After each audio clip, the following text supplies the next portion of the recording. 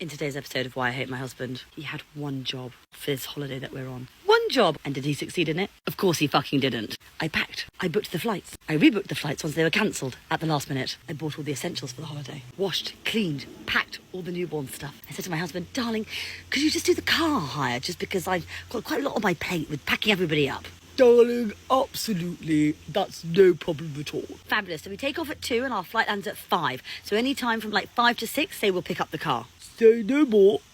Absolutely on it, darling. Do not worry. Oh, thank you, sweetheart, so much. Do you think a small car would suffice? Do you think, honestly, the 4 of us and all of the fucking luggage in the world, because children do not travel light, could fit in a small car? No, probably not, actually. No, probably not, actually. Do we travel in the small car at home?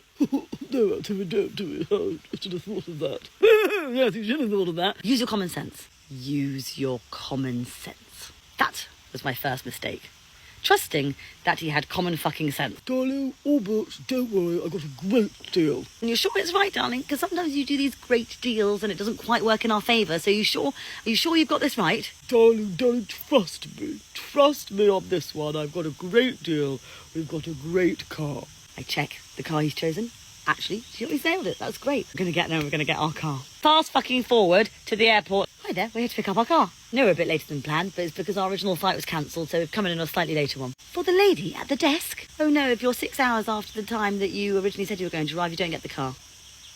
Sorry? Right, there shouldn't be a problem. Sorry, because actually we're within those 6 hours then, if that's the case, so we should still get the car. She said, oh no, madam, here it says your flight arrived at 2.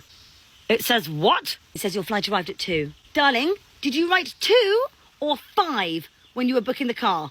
Oh gosh.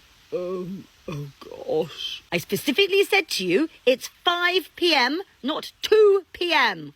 Oh gosh. So we missed a fucking 6 hour slot. We left the airport without a fucking car. Cracking start to the holiday.